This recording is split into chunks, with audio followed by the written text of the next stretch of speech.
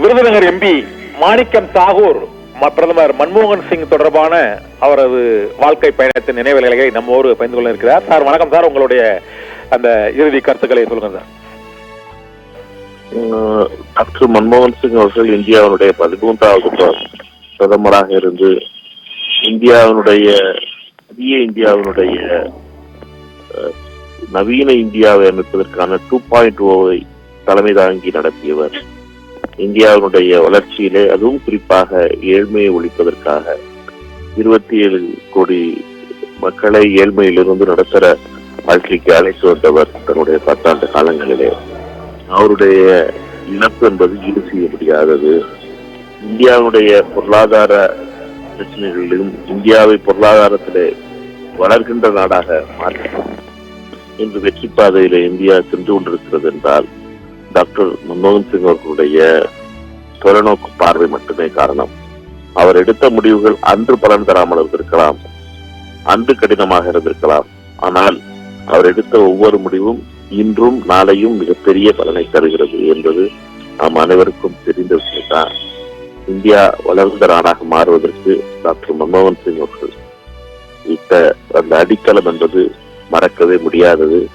ஆதாராக இருக்கட்டும், அல்லது மகாத்மா காந்தி ஊரக வேலைவாய்ப்பு திட்டமாக இருக்கட்டும், அல்லது கல்வி உரிமை சட்டமாக இருக்கட்டும், தகவல் உரிமை சட்டமாக இருக்கட்டும், இப்படி எண்ணற்ற விதத்திலே இந்தியாவை வலிமை பெறுவதற்காகவும் உலக அரங்கிலே இந்தியாவிற்கு G20 முதல் அனைத்திலும் மிகப்பெரிய அங்கீகாரத்தை பெற்று தந்தவர் டாக்டர் மன்மோகன் சிங். அவருடைய இறுதி அஞ்சலி நிகழ்ச்சியிலே கலந்து கொள்வதை நானும் கலந்து கொள்வதிலே அவருடைய ஒவ்வொரு இந்தியனும் எப்படி அவரை நினைவு கொள்கிறோம் என்பதற்கு ஒரு அத்தாட்சியாக பார்க்கிறோம். என்றும் டாக்டர் மன்மோகன் சிங் அவர்களுடைய மக்கள் ஓங்குக.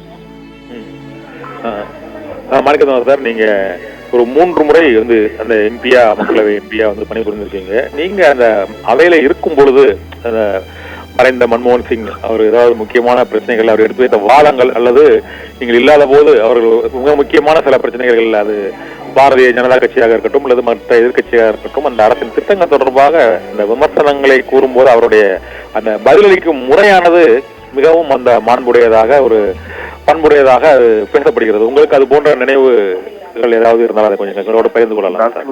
டாக்டர் மன்மோகன் சிங் அவர்களுடைய டாக்டர் மன்மோகன் சிங் அவர்களை பொறுத்த மட்டிலே ஒரு பிரதமராகவும் பல வகையிலும் மிகப்பெரிய அளவிலே மக்களுடைய பிரதமராக இருந்தவர். அவையிலே மிகவும் கண்ணியத்தை காத்தவர். அரசியலிலே கண்ணியமும் மிக மிக மிக முக்கியமான கண்ணியத்தையும் நேர்மையையும் கடைபிடித்தவர். அவருடைய இழப்பு என்பது மிகப்பெரிய இழப்பு. அதை என்றும் மறக்க முடியாது. நாடாளுமன்றத்திலும் அவையிலும் சரி கண்ணியம் தவறாமல் கண்ணியத்தோடு பாராளுமன்றத்தை எதிர்கட்சிகள் எவ்வளவு கேள்வி கேட்டாலும் சரி இன்முகத்தோடு பதில் சொன்னவர். இன்முகத்தோடு பாராளுமன்றத்துக்கு வந்தவர்.